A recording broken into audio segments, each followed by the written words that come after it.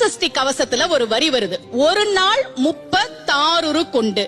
அதாவது கந்த சஷ்டி கவசத்தை ஒரு நாளைக்கு 36 முறை படிக்கணுமா. படிச்சா 7 மணி நேரம் ஆகும். நான் படிச்சிருக்கேன்.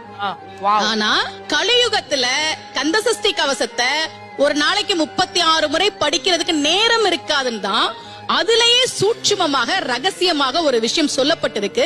முருகனுடைய அருளால் நான் தெரிஞ்சுக்கிட்டேன். அதை நான் உங்களுக்கு சொல்றேன்.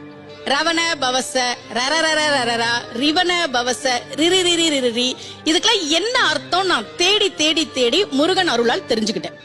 சரவண பவ முருகனுக்கான மந்திரம். இத 6 முறை சொல்லணும்.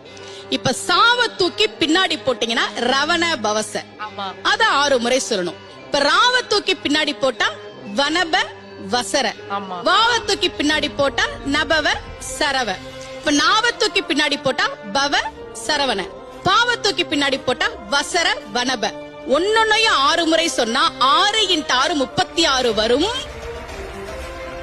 இப்படி சொன்னால் 5 நிமிஷத்துல சொல்லிடலாம். கந்த சஷ்டி கவசத்தை 36 முறை சொன்ன பலன் கிடைக்கும்.